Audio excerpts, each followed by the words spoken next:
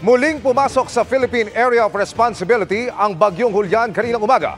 Sa pinakauling tala ay 2 ang napapaulat na nasawi at 8 ang sugatan. Mahigit 300 bahay ang wasak habang mahigit 200,000 individual ang naapektuhan. Kabilang sa Batanes kung saan halos 100 turista ang stranded pa rin. Nakatutok doon live si Joseph Morong. Joseph. Emil, para sa maraming residente dito sa Basco sa Batanes, halos wala nang natira sa kanilang mga bahay nang manalasa ang Bagyong Julian. Katulad na lamang nitong bahay na sa ating likuran dito sa Barangay San Antonio. Hindi lamang yan, aabot sa 200 actually na mga turista at mga residente ang na-stranded dito sa Basco, Batanes dahil sa bagyo.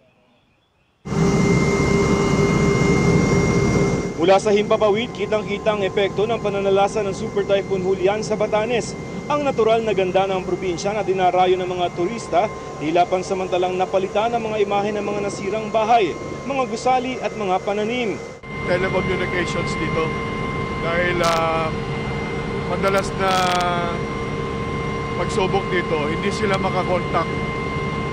So, yung National Government, ang Office of Civil Defense, pinalakas natin dito yung radio system. Ang ilang residente gusto munang umalis ng probinsya dahil nawalan sila ng kabuhayan. Parang wala pa po kami kasing income muna, so habang wala pa yung power, pero eventually pag bumalik yung power, babalik din po kami dito.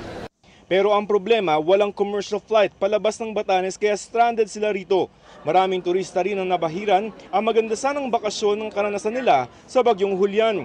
Lampas 1 linggo na silang stranded sa Basco. Si Jennifer na galing pang Amerika at nagbabakasyon lamang 5 beses nang nakansela ang biyahe. Nakikita ko talaga na umiikap yung hangin, nililipad yung mga kugon sa bubong. So, of course, that's my first time to experience that.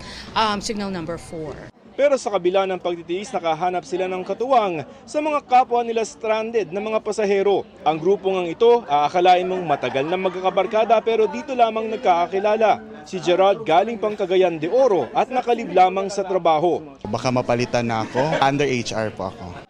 Mabuti at ngayong araw may dumating na C-130 dahil nagdala ang Office of Civil Defense at DSWD ng mga relief goods at tubig na kinakailangan ng mga residente. Yung gusto pong sumakay, lalo na yung mga turista na priority natin, kung gusto niyo pong sumakay hanggang Lawag City lang po. Sa abot 200 residente at turista na stranded, 70 ang naunang nakasakay sa C-130 paalis ng Batanes. Yung ilang mga turista na na-stranded dito sa Basco sa Batanes, na dahil dun sa Bagyong Julian ay nakasakay na dito sa C-130 ng pamahalaan. At ito ay hindi muna dediretso ng Maynila, kundi sa Lawag muna at doon na muna sila maghahanap ng mga biyahe pa uwi sa kanilang mga probinsya. Meron din naman na iwan pa ng mga turista dito sa Batanes na nag-aabang pa rin ng masasakyan. Ayon kay Batanes Governor Marilu Cayco, may tugon na ang national government sa hiling ng mga kahoy-at-yero para sa mga nasirang bahay ng mga residente. Nag-promise siya na bibigyan kami ng yero at yung DNR naman, bibigyan naman kami ng around 70,000 board feet na kahoy na manggagaling sa may Region 2. Yun lang ay makakasolve ng problema nung nasira mga bahay, yung totally and partially damaged na bahay. Libre po. Imilayo naman sa Office of Civil Defense na nagdagan ng 19 na mga turista ang nakaalis kaninang hapon, paalis dito sa Batanes at sa October 6 ay ibabarko yung mga karagdagang mga relief goods para sa probinsya. Emil? Joseph, kailan ang susunod na biyahe ng C-130 ng DSWD at OCD para sa mga turista at residenteng gustong makaalis ng Batanes? May ibibigay bang special flight para sa kanila?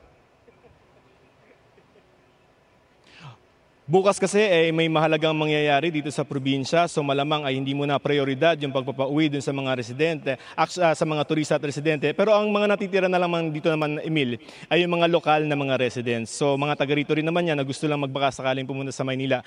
Maaaring ang kasunod na schedule ay sa Sabado para dito sa mga residente na gustong pumunta sa Maynila o sa ibang bahagi ng bansa bukod dito sa Batanes, Emil. Joseph, kaugnay naman sa mga residenteng naapektuhan ng bagyo, may impormasyon ba kung kailan nila matatanggap yung mga materyales na yero at kahoy? Kamusta naman ang supply ng pagkain at malinis na tubig pati?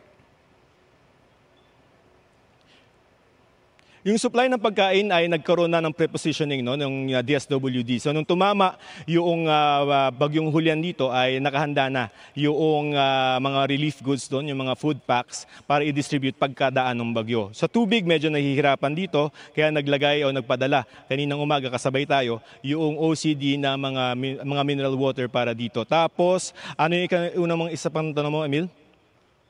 Abay, tungkol ito, Joseph, sa yung mga yero at supply ng pagkain at malinis na tubig. Yeah, yung yero at saka mga kahoy, medyo matatagalan yan. 70,000 board feet galing sa DNR at manggagaling yan sa either dito sa may Region 2 sa Cagayan. Pero bukas ay magkakaroon na. Kanina may dumaan dito na bandil yung tinatawag nila, yung announcement para sa mga lokal na komunidad. Pinapatawag na sila bukas alas 8, yung mga miyembro ng AKAP. At bibigyan sila ng 10 kilong bigas at mga ayuda. At nakahanda na yon para sa kanila bukas, Emil. Maraming salamat, Joseph Morong.